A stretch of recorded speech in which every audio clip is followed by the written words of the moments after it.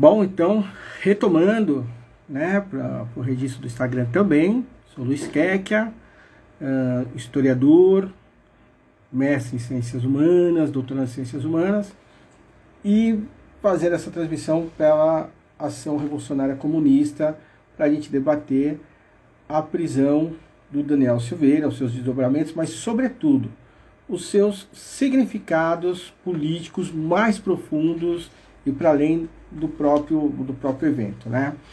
Bom, então vamos lá. Então, para a gente começar, entender por que estou eu, um historiador, abordando a questão da prisão do Daniel Silveira e não alguém ligado, né, ao mundo jurídico, né? Não um jurista, né?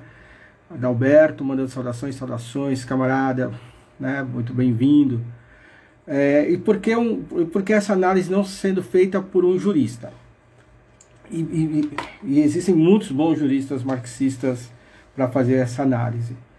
A questão é que o debate hoje não é a gente conversar se quando o ministro do Supremo, Alexandre de Moraes, emite uma ordem de prisão em flagrante, é algo correto ou não, se é algo absurdo ou não. Esse debate, né, esse debate da questão jurídica sobre a prisão, né, especificamente sobre a prisão do Daniel Silveira, ela é um debate na singularidade da prisão do Daniel Silveira, né? Então, a gente debater se os expedientes jurídicos, técnicos jurídicos são os adequados ou não, é um debate muito da singularidade desse evento, mas não é esse o debate que a gente vai promover aqui agora. A ideia aqui agora não é fazer o debate técnico-jurídico do evento singular prisão de Daniel Silveira. É a gente tentar entender o que está por trás disso, né? Quais são os mecanismos, quais são as relações que permeiam esse evento, para além daquilo que é visível do próprio evento. Então essa que é a ideia dessa análise aqui, né? Mais uma vez, repito, não é dizer que não é possível fazer boas análises marxistas no âmbito jurídico. Sim, é perfeitamente possível, é necessário, e já se estão fazendo muitas dessas análises estão sendo feitas. É justamente porque não estamos fazendo análises de fundo, para além da questão do evento, que a gente propôs a fazer esse debate aqui, para também poder preencher esse espaço, né? Também poder preencher essa possibilidade de debate mais profundo e para além da questão jurídica. Bom, a primeira coisa aí é a gente perceber a disputa de classes que está colocada na prisão do Daniel Silveira, para além do debate mais simplificado das classes. E aí, para a gente pensar para além desse debate mais simplificado, é a gente passar assim muito rapidamente o que são classes, né? A gente tende a ter uma ideia de classes muito no sentido daquilo que está no Manifesto Comunista do Marx, em que ele coloca ali que ao longo da história são sempre duas classes, né? As classes daqueles que detêm os meios de produção e os que não detêm o meio de produção, e ao não deter esses meios de produção, a única coisa que eles podem fazer é trabalhar para quem os detém. Em cada período, essa relação se dá entre senhores e escravos, entre senhores e servos, entre burgueses e trabalhadores, mas sempre essas duas mesmas classes. É isso que o Marx coloca, né, de forma bem sucinta no Manifesto Comunista, e é óbvio que é extremamente acertado. No entanto, é uma apresentação que o Marx faz naquilo que na história a gente vai chamar da longa duração. Então, quando a gente pega os eventos históricos na longa duração, né, uma visão extremamente panorâmica, muito alta, muito panorâmica, o que a gente vê nessa relação são essas duas classes. No entanto, é importante a gente não ler apenas o manifesto do Partido Comunista, depois do Manifesto Comunista do Marx, e a gente também se debruçar sobre como Marx vê a questão das classes em outros textos e outras publicações.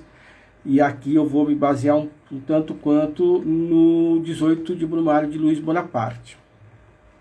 quem se debruça sobre o livro, né, quem aceita o desafio de conhecer esse processo histórico que o Marx está discutindo ali, que é a ascensão do Luiz Bonaparte, que dá um golpe na França, né, eleito, e depois dá um golpe, se torna uma espécie de um novo imperador da França, uma França que já tinha passado por grandes processos revolucionários, por uma sequência de lutas políticas emancipadoras, e acaba caindo essa mesma França no colo, né? Acaba sendo essa França finalmente derrotada, essa França revolucionária derrotada pelo Luiz Bonaparte.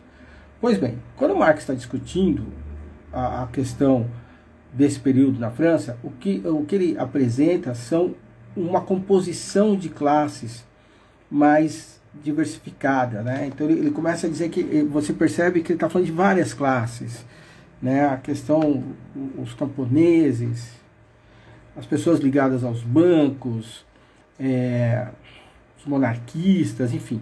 Então, o que a gente depende dessa análise, né, muito rapidamente, é que quando a gente se debruça sobre uma análise de um contexto, de um extrato de tempo menor, né, uma faixa de tempo, um processo histórico menor, que não aquele da longa duração que o Marx coloca no manifesto, mas quando a gente aproxima o olhar, né, esse olhar que está panorâmico, ele se aproxima para pegar uma faixa menor de tempo, para tentar entender um processo mais delimitado, essa visão que lá do alto ela é geral, ela começa a perceber as especificidades, e então a gente começa a perceber que existem mais classes na disputa.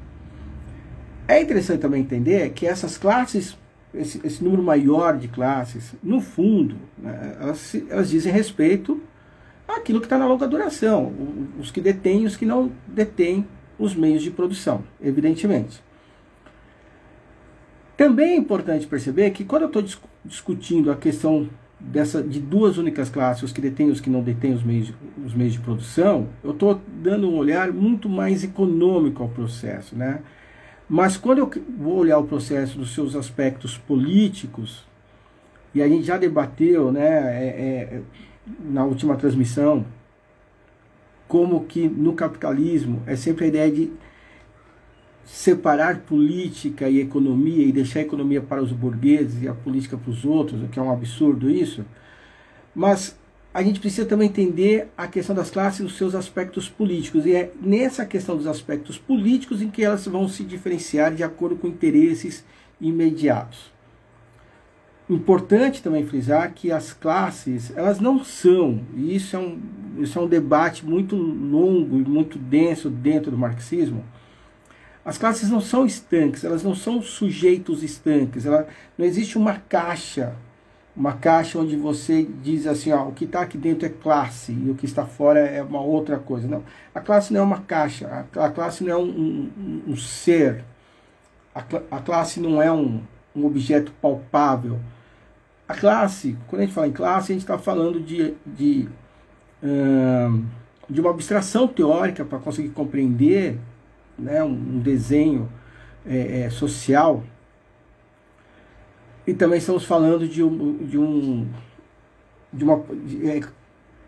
elemento político concreto. Então, teoricamente abstrato, teoricamente a classe ela é uma abstração que serve para compreender um processo, e politicamente ela é algo concreto. Ainda assim, na ideia da abstração teórica e da concretude política, a classe é composta por pessoas com interesses diversos, desejos diversos, necessidades diversas, e as classes, então, elas se formam na medida em que interesses mais ou menos aproximados se colocam em detrimento de outros interesses coletivos. E nessa diferenciação de interesses, as classes se formam. Não à toa, quando Marx, no 18 de Brumário, fala dos camponeses parcelares, né? E ele vai mostrando como esses camponeses, à época da Revolução, eram todos eles progressistas e participaram ativamente da Revolução Francesa, mas na medida que eles se aproximam no tempo, né, se progridem no tempo, e chegam no período em que o Luiz Bonaparte toma o poder, eles se tornam conservadores. Então a classe não é estanque, a classe ela muda suas configurações, ela muda suas subjetividades. E o Marx ainda escreve, ele fala, não são uma classe na medida em que não se identificam como tal, mas são uma classe na medida que se comportam como tal.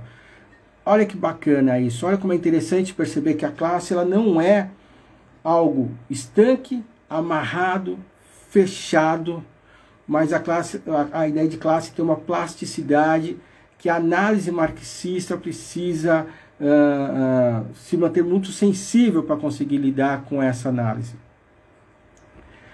Para conseguir lidar com esse sujeito que ao mesmo tempo é e não é, se percebe ou não se percebe, e mesmo não se percebendo como classe, age como classe. Eu acho que isso é fundamental para a gente entender da onde que vem a prisão de Daniel Silveira e o que ela pode representar no país. Bom, feita essa pequena digressão sobre a questão das classes, vamos tentar entender quais são as classes que estão postas hoje. Basta dizer Daniel Silveira é um burguês e tentar analisar tudo dessa forma? Ou ainda, basta pensar, existe apenas burguesia e trabalhadores? Então, como a gente explica a disputa entre Baleia Rossi e Arthur Lira no Congresso? Se são ambos burgueses? Se são ambos da mesma classe? Não são, por isso que a gente precisa fazer essa distinção. Bem, o que está em jogo hoje no país, em termos de lutas de classe? A classe trabalhadora, essa que nós pertencemos, nesse momento histórico, está quase que completamente desmobilizada. Digo mais, talvez com certo exagero ou angústia, está boa parte dela, ou parte significativa dela, cooptada por outras classes, feticizada por outras classes. Quais outras classes? Bem, há no Brasil, né, a luta política no Brasil entre burguesia, né, entre capital e trabalho, bem colocada, suas classes colocadas na arena política, mas há uma classe, né, há uma classe intermediária entre elas, genericamente vamos chamar de pequena burguesia, e aí eu vou me basear muito no Nico Polantzas, né, um marxista muito importante para fazer essa análise. Há uma classe intermediária, essa classe média, essa pequena burguesia, a pequena burguesia, que carrega as suas contradições e que mantém da produção da riqueza, dos meios de produção, que mantém da produção um certo distanciamento. Ela não está totalmente ligada à produção, ou melhor, ela não está diretamente ligada à produção, nem como detentora dos grandes meios de produção, os burgueses, nem como aqueles que vendem sua força de trabalho para quem detém os meios de produção, que é a classe trabalhadora. Então ele está falando de um universo aí, funcionários públicos, dentre eles os militares, policiais, professores, burocratas de diversas naturezas, trabalhadores intelectuais, enfim, né, profissionais liberais, um vasto campo aí de ocupações que, ao mesmo tempo que não estão diretamente ligados à produção, né, tem outros. Hoje a gente colocaria, né, no campo dos serviços, por exemplo, mas são diretamente afetados pela produção. diretamente afetados pela disputa das classes principais. Essa classe intermediária, né, essa pequena burguesia, ela não tem uma expressão política imediatamente apresentada e colocada no cotidiano da disputa política nacional. Ela acaba sendo representada por outros. Ora por outros ligados à classe trabalhadora, ora por outros ligados à burguesia. O que o Nico Polantzas vai colocar ainda é que esse extrato da população, por não estar diretamente ligada à produção, ela vai desenvolver sua própria ideologia, né, sua construção ideológica, a partir da construção ideológica dessas classes que estão colocadas na produção. Então, ela constrói um campo ideológico, um campo simbólico, ela constrói a sua subjetividade a partir de parte do que está posto pela burguesia e parte do que está posto pela classe trabalhadora. Ao mesmo tempo, ela guarda entre essas duas classes principais um distanciamento que em alguns momentos se transforma num verdadeiro ódio de classes. E por que isso? Vamos imaginar então um proprietário de uma loja, uma pequena loja, não uma rede de lojas, mas um pequeno proprietário de uma loja, uma padaria, enfim, um comércio qualquer, que sofre as duras penas com o grande capital comercial. Então, eu sou de uma cidade em que quando se instalou o Carrefour e o Walmart por aqui, muitos pequenos lojistas, né, pequenos mercadinhos quebraram. Óbvio que quebraram, porque ele não tinha como competir com os preços que uma grande rede de mercados que compra seus produtos aos caminhões podem oferecer. Né? Então, quando um mercado de uma grande rede vai comprar ali sua lata de achocolatado, compra diversos caminhões de achocolatado e o preço é muito mais baixo do que alguém que vai comprar alguns fardos do mesmo produto para vender no seu pequeno comércio. Então ele guarda um ódio muito grande, de certa forma, do grande capital.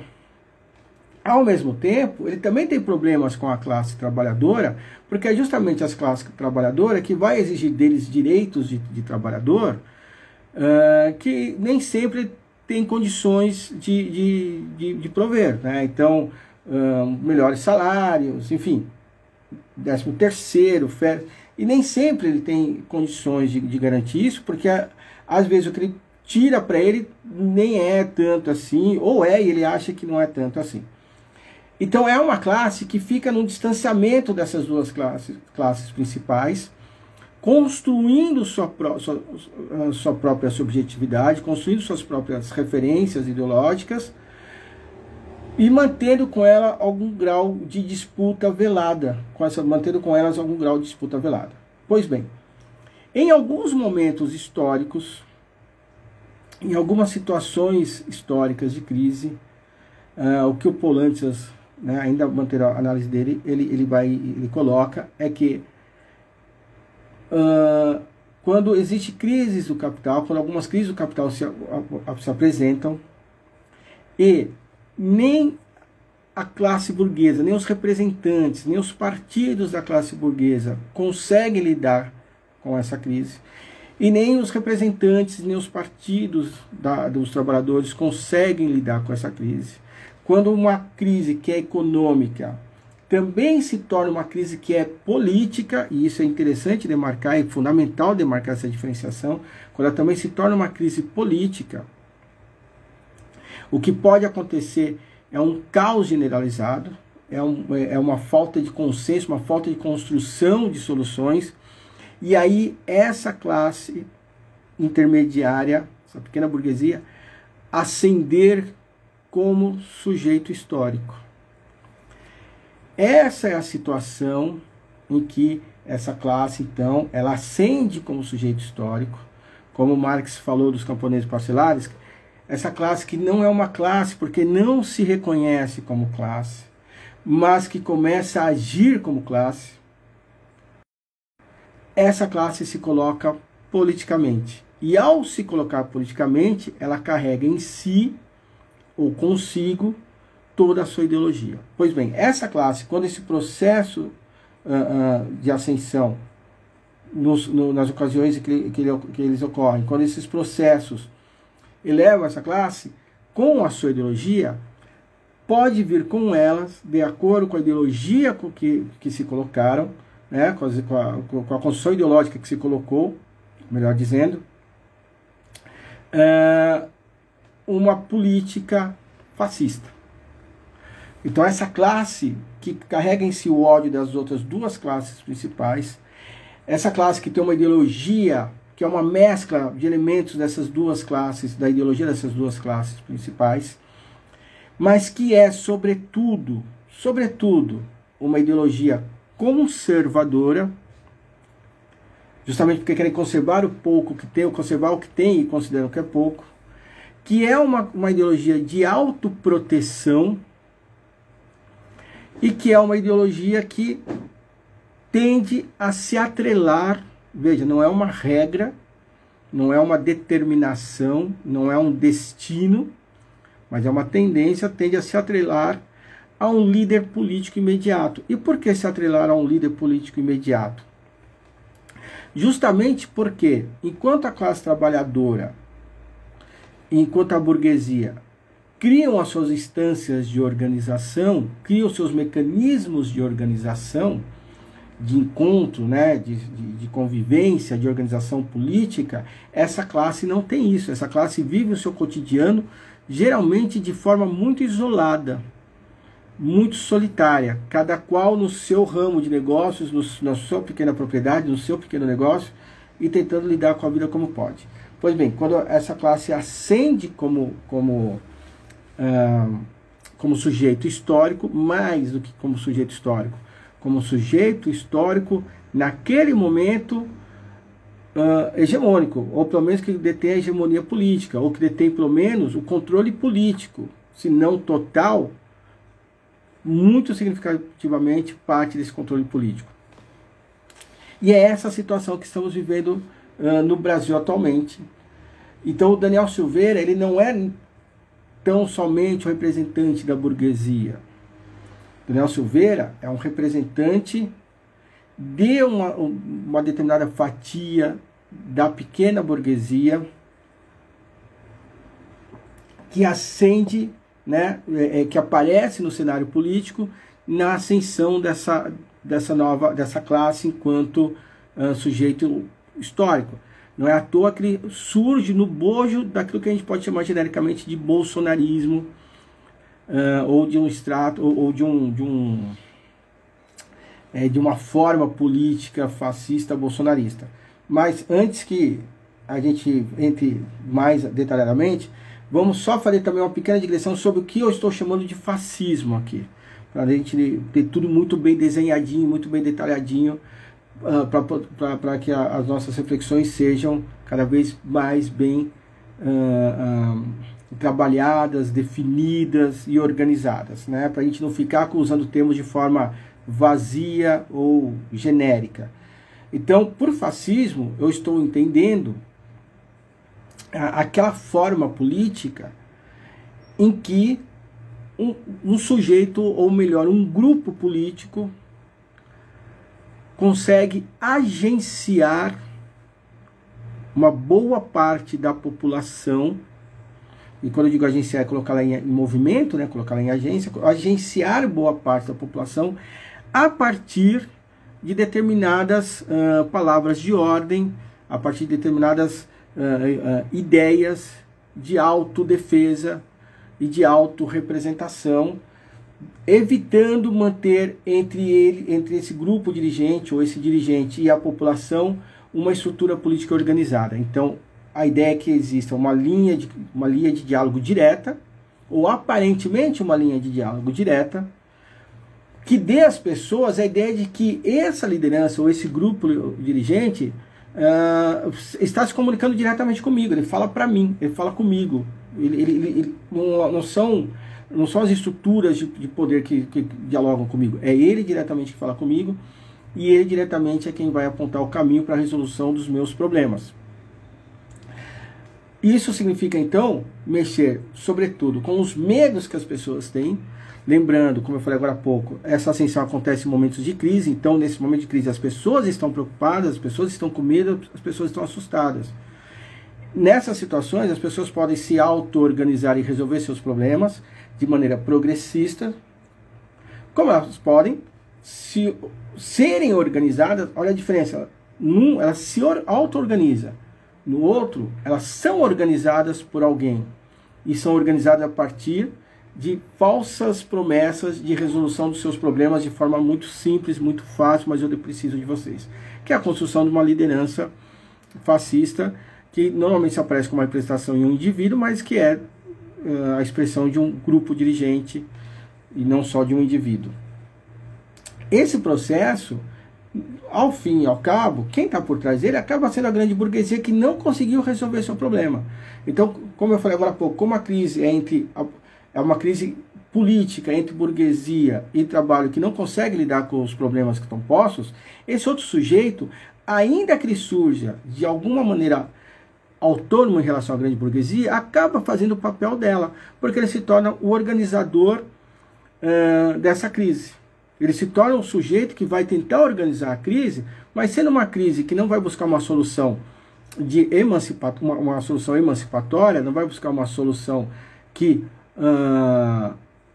ultrapasse os limites dessa sociabilidade, buscando uma outra sociedade, em termos mais diretos, não é revolucionária, a solução não é revolucionária, a solução ela tenta buscar formas de resolução, a situação tenta ser resolvida dentro da ordem, ela acaba sendo uma solução, então, reacionária.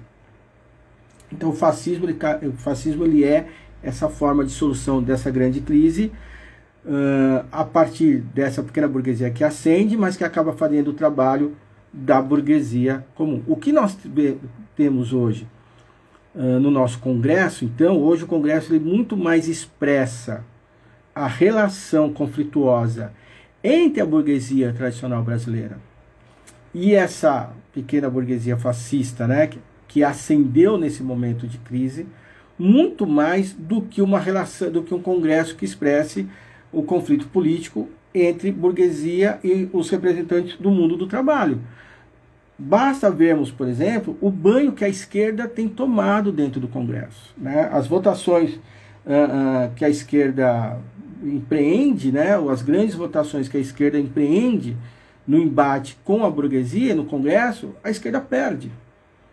Isso demonstra a fraqueza política, que eu espero muito que seja momentânea, da esquerda. Os grandes embates políticos, né? Os grandes embates políticos de classes em litígio dentro do Congresso, hoje, é entre burguesia e essa porção representante da pequena burguesia fascista que ascendeu no bojo da crise.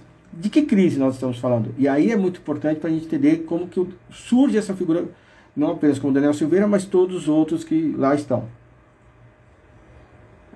Em junho de 2013, por diversos motivos que não é necessário entrar aqui agora no detalhamento deles, mas 2013, todos nós lembramos, das grandes mobilizações que aconteceram no Brasil, né? Todos nós lembramos de todo aquele povo na rua. Eu fui para a rua, acho que a maior parte das pessoas que também estão assistindo esse vídeo ou que vão assisti-lo também estiveram nas ruas.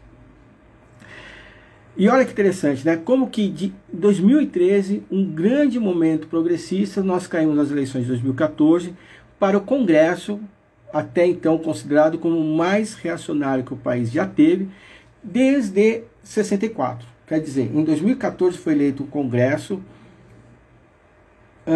foi eleito democraticamente o Congresso, que só se conseguiu ter um igual à força do golpe militar de 64, né, do golpe empresarial militar de 64. Aquilo que foi necessário, um golpe nos anos 60, em 2014 aconteceu por conta do voto. Mas um pouquinho antes, em 2013, todos nós lembramos o povo na rua e o movimento Passe Livre sendo o grande impulsionador, o grande mobilizador daquela população. Em algum momento, a direita brasileira percebeu, a burguesia brasileira percebeu naquela massa de pessoas na rua a potência possível, né, a força possível que, se conseguisse ser organizado, trocar o governo, que até então era do Partido dos Trabalhadores, já na sua na sua terceira eleição vencida, né, no primeiro mandato da Dilma Rousseff. Não à toa, quem procurar na internet vai achar isso com muita facilidade, o Arnaldo Jabor, comentarista da Rede Globo, faz uma transmissão no Jornal da Globo, em que ele ataca os manifestantes, né? Ele chama os manifestantes de garotos rebeldes sem causa, vagabundos, né? Que não são realmente quem precisa pegar a condução, enfim, todo aquele discurso que a gente já conhece, típico dos setores mais conservadores e agressivos do país. Mas, uma semana depois ele faz quarta eleição vencida. A quarta eleição, Adalberto, foi a de 2014, não é isso? E depois teve o golpe em 2016. Até então, 2013, estava no primeiro mandato da Dilma, se eu não me engano. A terceira mesmo, né? Então, em 2000, por que o Arnaldo Jabor mudou seu discurso num curto espaço de tempo de uma semana? Simples, porque seus chefes ali da Globo, junto com outros grandes meios, outras grandes empresas de comunicação e os outros setores empresariais do Brasil, perceberam a possibilidade de organizarem aquela massa nas ruas, no mesmo tempo em que o próprio movimento do Passe Livre não estava mais dando conta de organizar aquele movimento. Aquele movimento estava saindo do controle do movimento Passe Livre, que chegou, inclusive, a chamar a coletiva de imprensa para dizer: não estamos mais no controle, não estamos mais na organização do movimento. E o movimento continuou indo para a rua. Então, veja, temos um grupo muito grande de pessoas na rua, uma força popular nas ruas, sem liderança. Sem liderança. E povo na rua sem liderança é revolução ou barbárie. Povo na rua em si não significa a libertação dos povos. Pode significar sim, a ascensão do fascismo. Né? O fascismo se construiu historicamente, as experiências históricas, a partir de muita gente nas ruas. Então, aquela massa de pessoas sem liderança nas ruas, a direita começa a organizar ideologicamente, começa a pautar. Então, das pautas que estavam colocadas nos primeiros atos, começa a surgir mais e mais pautas, até que uma pauta se coloca, e essa é a pauta que se coloca em todos os processos de ascensão das direitas extremas em várias experiências de várias nações e vários momentos históricos, que é a da corrupção, mas não se tratar a corrupção de forma objetiva e localizada, mas como um termo abstrato, né? Queremos acabar com a corrupção. Corrupção aonde? Como? Por quê? Não, queremos acabar com a corrupção. Esse é o maior corrupto de todas as histórias.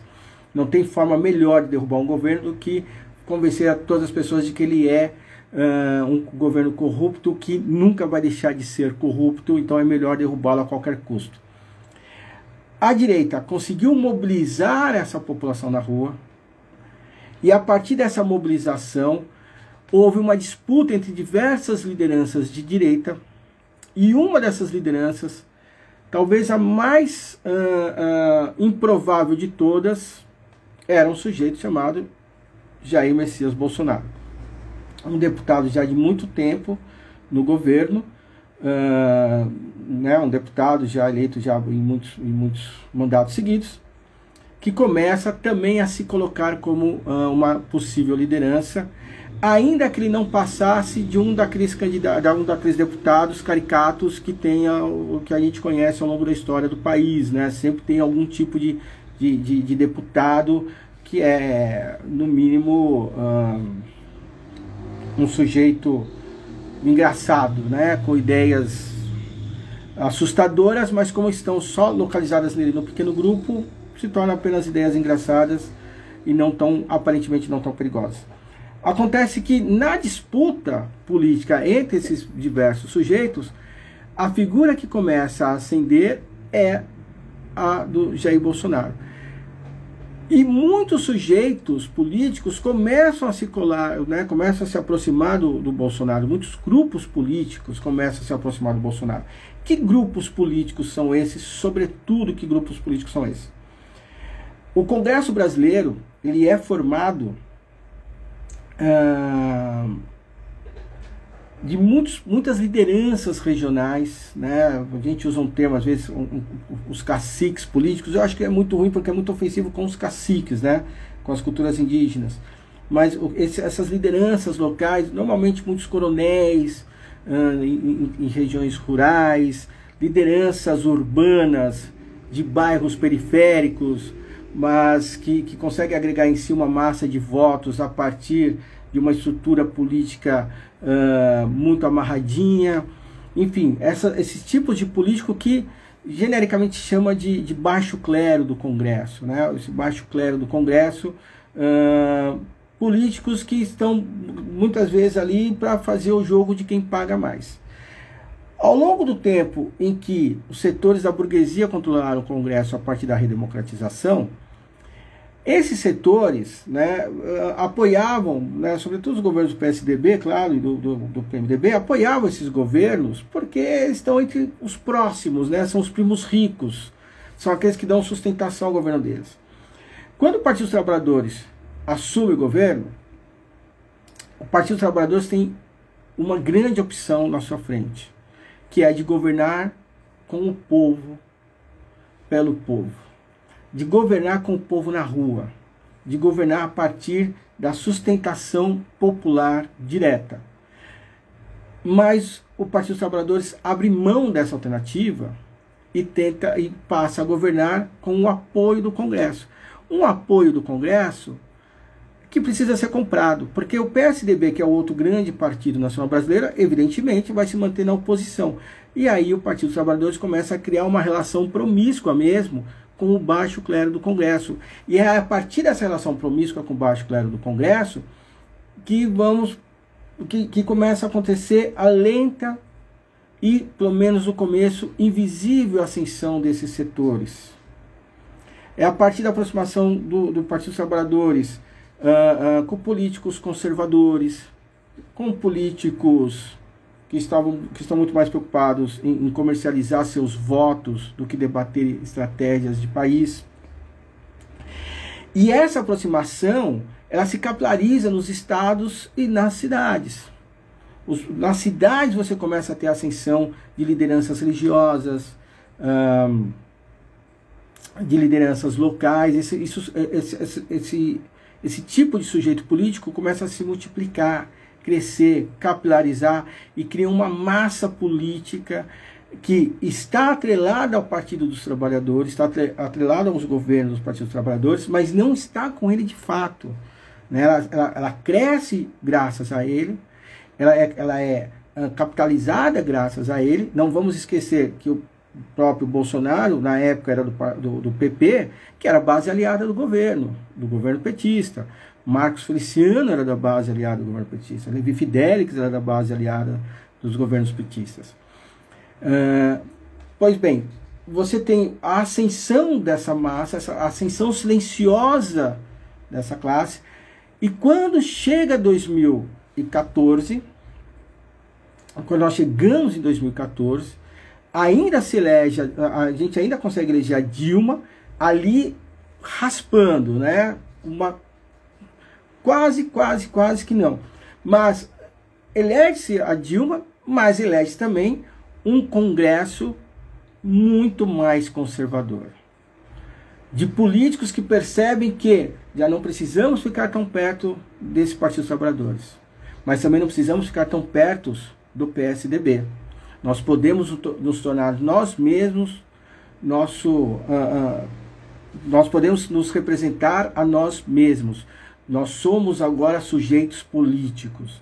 Esse Congresso de 2014 se coloca como um sujeito político potente, nem ao Partido dos Trabalhadores e nem ao PSDB, esse sujeito histórico se fortalece com esse parlamento conservador de 2014 e se aproveita da tentativa, né, mais do que tentativa, se aproveita da palavra de ordem que foi colocada pelo Aécio Neves de que a eleição não foi justa. O Aécio Neves se torna o grande disparador desse processo, mas ele foi só mesmo um gatilho ali, porque logo depois ele caiu na vala política que caiu.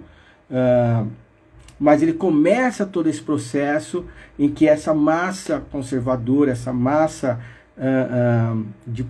desse centrão, hoje a gente chama de centrão, mas que é um baixo clero, se apropria da política e começa a fazer um processo de disputa interna entre eles, para ver qual figura ascenderia aí, ao mesmo tempo que faz o embate ao governo federal. Resultado desse processo: elimina-se o Partido dos Trabalhadores, né, apeia-se a Dilma do governo, e ao mesmo tempo relega o PSDB a um partido de segundo nível, e acende esse sujeito histórico que é conservador, que é reacionário, mais do que conservador, talvez conservador nem seja o melhor termo, que é reacionário, e que dentre eles há seus setores fascistas. Torno a dizer, o que eu estou querendo dizer com setores fascistas? Aqueles que conseguem ter a sua força política na relação direta com as pessoas nas ruas. E a figura principal desse setor que ascende é a figura do Bolsonaro. Não vamos esquecer que a figura do Bolsonaro, né, é muito comum as pessoas acreditarem que o Bolsonaro se elegeu unicamente por conta do WhatsApp, o que é muito ingênuo acreditar nisso. O Bolsonaro, é uma pesquisa que eu fiz na época, né, a época quando o Bolsonaro estava com apenas 6% de intenção de voto. Isso um ano e pouco antes das eleições. Eu conversava com meu companheiro e falava assim: esse cara vai ganhar as eleições. Ele falava assim: não pode ser, o cara só tem 6%. E eu respondia: o cara só tem 6%, sendo que ele não é ninguém. Que ninguém tem 6%. Alguma coisa tem aí. E ele só tem espaço para crescer. Então, esse sujeito que ascende, o Bolsonaro, ele se aproveita desse espaço criado a partir de 2013 e 2014, se torna uma figura relevante e começa a receber apoios de vários empresários, de vários políticos, de várias lideranças religiosas.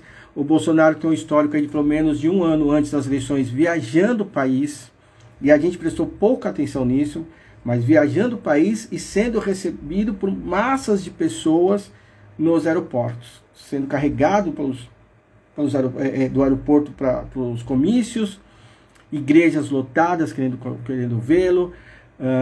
Então se criou uma rede nacional profundamente capilarizada de lideranças locais, lideranças políticas, lideranças religiosas, que criaram criaram um solo aí, um solo fértil para o bolsonarismo. E a partir dessa construção, lógico, muito apoiado pelo uso das redes sociais, já que ele não tinha espaço na TV, a gente tem a ascensão, então, de um grupo político formado por policiais, militares, políticos do baixo clero, enfim, né, pessoas que apoiam as armas, nazistas, fascistas, toda sorte de grupos que entram em torno do Bolsonaro. Algumas pessoas, né, alguns oportunistas, e aí dentre os oportunistas a gente coloca figuras como Sérgio Moro, que acreditou que poderia ser levadas nesse, né, podiam se atrelar, o próprio Mandetta. Eu estou falando de dois que foram ministros porque fica mais fácil da gente, né, visualizar, mas não são só eles, né? E isso é interessante, né, porque a gente percebe a inteligência do Bolsonaro quando a gente percebe todos aqueles que ele conseguiu derrubar ao longo do caminho. Então há três aí apoiadores do bolsonarismo, mas que não são bolsonaristas, como o pessoal diz hoje, bolsonaristas raiz, não são exatamente desse grupo menor, desse grupo mais estreito bolsonarista, mas que estavam ali no entorno tentando se aproveitar dele. Sérgio Moro, Mandetta e o próprio Rodrigo Maia.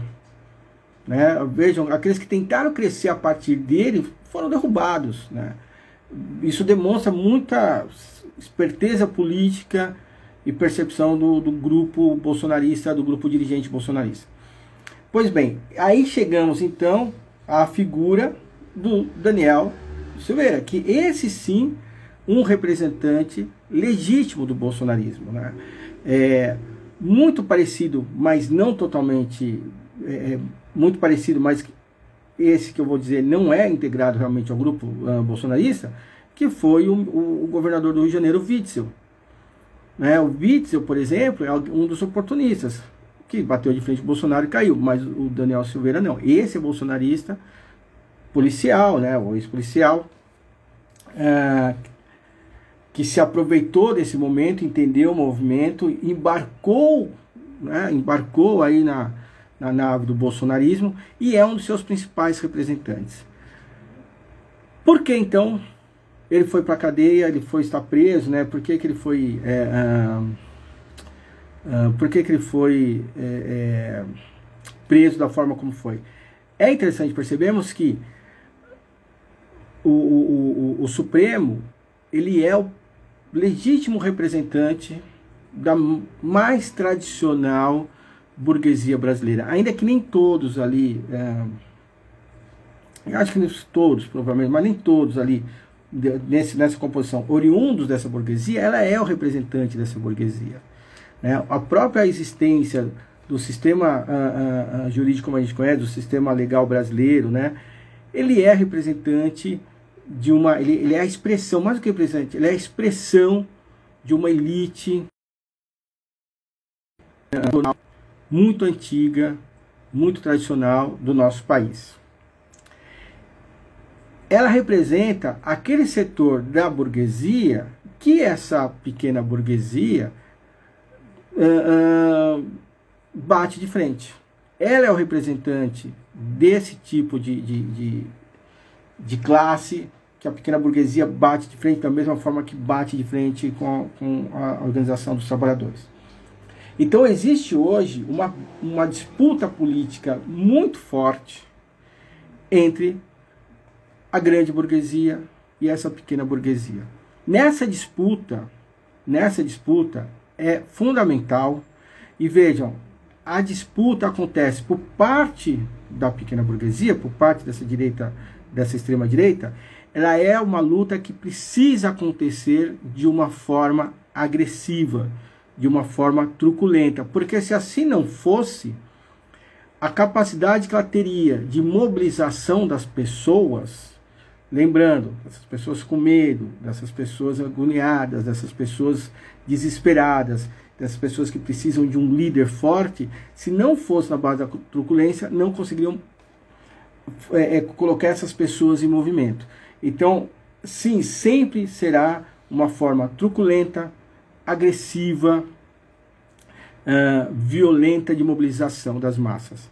Basta ver o último discurso que o Bolsonaro fez, agora onde ele diz que o governador que quiser fechar o estado, que tem que pagar o auxílio emergencial, e por aí vai. Então, essa agressividade, ela precisa ser colocada em cena por esse setor. Além disso, no contexto da pandemia, essa agressividade tem que ser ainda maior, porque você precisa tirar as pessoas de casa, enquanto tem um vírus matando as pessoas por aí. Então você precisa ainda fazer com que as pessoas não acreditem na existência desse vírus ou não acreditem na letalidade que ele tem. E aí o Daniel Matias, como um bom soldado, fez frente ao Supremo. Evidentemente, é um vídeo, quem teve a oportunidade de assistir o vídeo, se não me engano ele foi tirado das redes sociais, percebe o alto grau de agressividade, que eu imagino que seja até para aquele grupo muito acima do normal, né? Mas é uma agressividade que faz parte de um processo de embate. No entanto, ao ser preso da forma como foi, por um mandato de prisão em flagrante, né, dessa contradição que é esse próprio termo, ali se colocou situações muito interessantes, né, porque o Congresso, ele é hoje um Congresso que está em apoio às medidas políticas defendidas pelo Bolsonaro. Veja, não necessariamente o Congresso que defende o Bolsonaro, não necessariamente o Congresso que está de acordo com as pautas, como as pessoas costumam dizer hoje, as pautas de comportamento do Bolsonaro, né? As pautas sobre a questão das armas, sobre a questão do aborto e por aí vai. Mas um Congresso que na sua grande maioria, na sua esmagadora maioria, está comprometida com as pautas liberais que o Bolsonaro defende.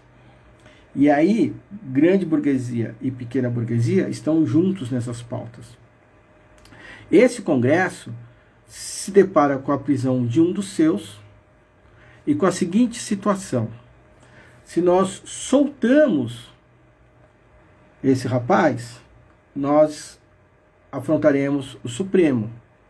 E todo mundo sabe que boa parte do Congresso minimamente está envolvido, tem ali os seus problemas com a justiça. Ao mesmo tempo, a gente não pode manter esse cara preso da forma como o Supremo prendeu, porque significa uma vitória do Supremo sobre o Congresso, sobretudo sobre esses setores mais fascistas do Congresso. Então você se coloca ali numa situação que é como fazer um jogo político em que a gente consiga não bater de frente com o Supremo, mas a gente não perde a nossa autonomia num contexto de recente eleição dos novos presidentes da Câmara e do Senado, ambos da base do governo, né, do governo Bolsonaro, em face de medidas do que eles chamam de reformas, enfim, que precisam serem aprovadas o mais rápido possível. E mais, para completar ainda esse imbróglio, né? No momento em que o Congresso, em que essas lideranças bolsonaristas tentam consolidar o bolsonarismo como a força hegemônica no país. O bolsonarismo ainda não é a força hegemônica do país, né? O país ainda, talvez culturalmente, ele já esteja muito afinado com o bolsonarismo. A pesquisa recente saída, pesquisa recente enviada, só um minutinho aqui, pessoal do Instagram, porque eu tive um problema aqui na transmissão do Facebook. Acho que a transmissão do Facebook parou por alguns minutos. Mas enfim, continuando aqui no Instagram. Enfim, como nesse contexto, né, aliás, então o bolsonarismo ainda se consolidando, ele ainda precisa de um tempo para se consolidar, como, não apenas como cultura, mas também como política, como Estado, a transformação do Estado brasileiro em um Estado, não vou dizer bolsonarista, não é para tanto, mas um Estado conservador. Genericamente, de forma como uma brincadeira, eu tenho usado o termo teocrático liberal, que é uma brincadeira, mas eu acho que serve como desenho. Pois bem, é nesse momento então em que a prisão do Daniel Silveira, ela tem alguns significados importantes para diversos segmentos. Primeiro, para a burguesia, para a grande burguesia, a prisão do Daniel Silveira representa a possibilidade de um golpe contra o bolsonarismo. Então, se essa burguesia que liberou o bolsonarismo, que apoiou o bolsonarismo, é óbvio, isso é uma construção que a gente conhece bem, né? A burguesia solta o fascismo, mas quando o fascismo faz o seu serviço, ela tenta recolher o fascismo, né? É óbvio, uma sociedade não pode ser fascista para sempre, né? Ela precisa de um mínimo de aparência democrática. Pois bem, então, a prisão do Daniel Silveira tem esse significado para a grande burguesia.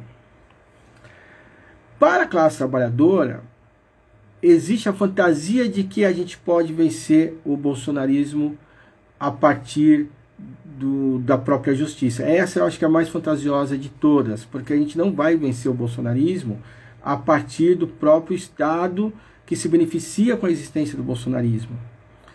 Daí o porquê acreditar que a dificuldade de acreditar que uma aliança tão ampla que vá dos setores mais à esquerda com o Luciano Huck seja possível. Não é possível, né? Isso seria vencer o bolsonarismo a todo custo e seria não vencer o bolsonarismo, na verdade, por parte dos setores da classe trabalhadora da esquerda. A prisão da Silveira, desse deputado, ela também pode representar para o bolsonarismo um ponto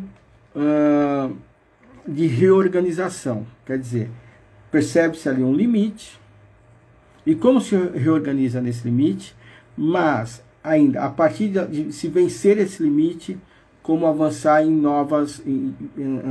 de uma nova forma, né?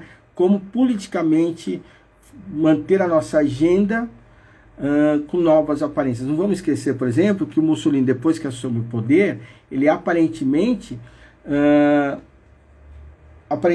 ele, por um tempo, ele tenta atenuar a sua agressividade, a ponto de o movimento que ele liderava questioná-lo, né? E a ponto de ter que lidar com as lideranças do seu próprio movimento por conta dessa situação que ele assume aí de tentativa de maior diálogo, então, com as outras lideranças políticas.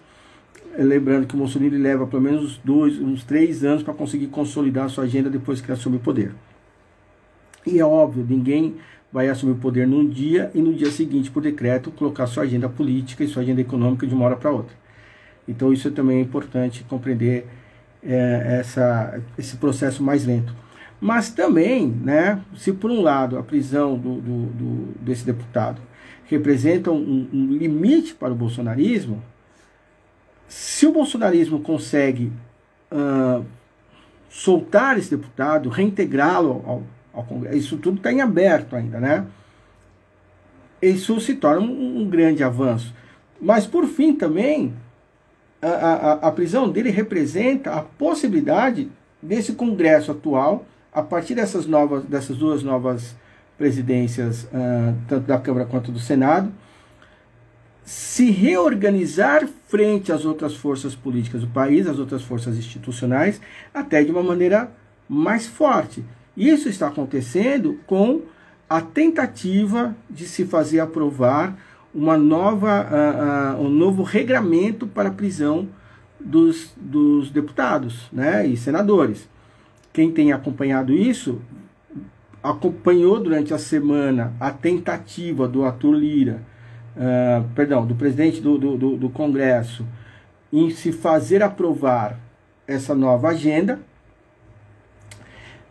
A ideia é que ela fosse aprovada até ontem, né, até sexta-feira. Não aconteceu o consenso necessário para aprovar essa nova legislação, porque, embora muitos deputados aprovem a possibilidade de serem presos com mais dificuldade, quer dizer, essa imunidade parlamentar aumentar, né, aumentar a sua proteção aos deputados, houve uma gritaria nacional a ponto dessa proposta se tornar-se conhecida jocosamente como a PEC da impunidade, quer dizer, a PEC que vai liberar os deputados para fazer o que querem, e isso sim de alguma forma mexe a opinião pública, ainda mais esses políticos que na ascensão do bolsonarismo se tornaram mais sensíveis à opinião pública, né? Ao que parece, ainda que o único deles, né, todos esses políticos que continua blindado aos humores da opinião pública é o próprio Bolsonaro, como eu estava falando agora há pouco, que em pesquisa recente apresentou ali 30 e poucos % de pessoas que o consideram bom e ótimo. Muita gente fala assim, mas são só 30%, só que outros 30% o consideram regular, né? Então, quer dizer, ele tem aí 60% que dizem para eles que vai, olha, do ótimo, tá bom, mas tá regular, tudo isso é de proveito a ele, né?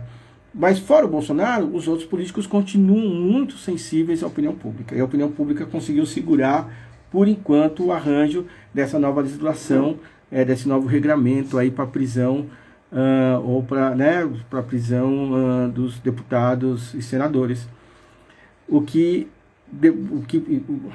Enfim, isso ainda está em aberto, o debate ainda está acontecendo, mas, lamentavelmente, parece que vai ser um debate que a esquerda, por enquanto, só pode assistir.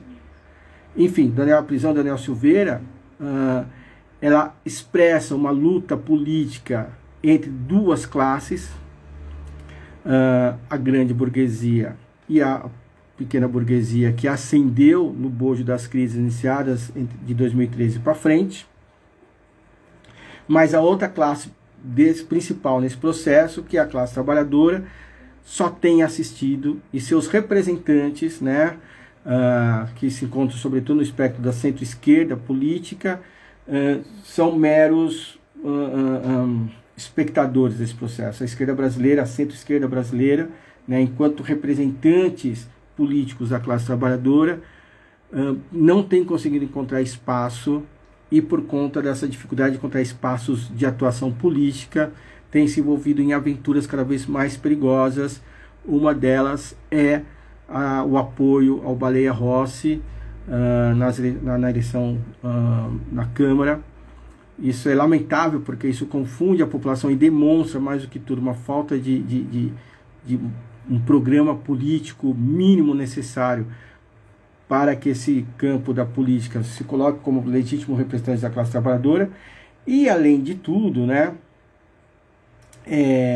como apoio ao Baleia Rossi já não fosse problema, se falou de se colocar aquela empresária, proprietária de uma grande rede de lojas, como vice-candidata a presidente pela chapa do Partido dos Trabalhadores, uma chapa qualquer. Isso é muito complicado, porque também demonstra que a esquerda brasileira não apenas tem as ideias mais tapafúrdias para as eleições, como ela não consegue pensar em outro registro que não seja o eleitoral para fazer uma disputa política. Enquanto a classe burguesa e a pequena burguesia já estão disputando a política para além das eleições, óbvio, compreendendo que o processo eleitoral faz parte desse processo. É óbvio, o processo, quem acha que a eleição não serve para nada, está perdendo, não está entendendo o processo. A eleição faz parte desse processo, mas a eleição não é esse processo como um todo. E a prisão do Daniel Silveira representa esse ponto, representa esse choque no seu momento mais duro e mais difícil entre essas duas classes que têm interesses completamente diferentes dos interesses da classe trabalhadora. Por fim, né, para a gente terminar essa conversa, acho que é fundamental compreendermos o papel que a esquerda deveria estar assumindo como orientadora da classe trabalhadora, no sentido de compreender esse desenho, né, de compreender que, sim, quando a gente pensa no longo alcance, quando a gente pensa na questão econômica, ele está falando de duas classes, mas quando está discutindo a questão política, esse número de classes são maiores, e como que ela deve se organizar a partir daí para que possa fazer valer os seus interesses e as suas necessidades de classe. Infelizmente, enquanto a esquerda não consegue se organizar, não consegue se colocar nesse cenário político, enquanto o grande debate político é só entre a direita e a extrema-direita, enfim, que representam aí a burguesia e a pequena burguesia, a classe trabalhadora continua se expondo, né, ao risco de morrerem por Covid-19, sendo obrigada a pegar ônibus lotado, trem lotado, trabalhar em locais que naturalmente já são insalubres, durante uma pandemia se tornam verdadeiros abatedores de pessoas. É isso, gente. Espero que esse papo tenha servido aí para a gente poder pensar um pouco melhor sobre a situação. Quem quiser conhecer um pouco mais a Ação Revolucionária Comunista, tem as redes sociais, né? Tanto Facebook como Instagram. Vocês podem estar em contato com o pessoal lá, vai falar quem são, como funcionam, como se organizam. E a gente se vê aí no próximo sábado com mais uma análise marxista. Até lá!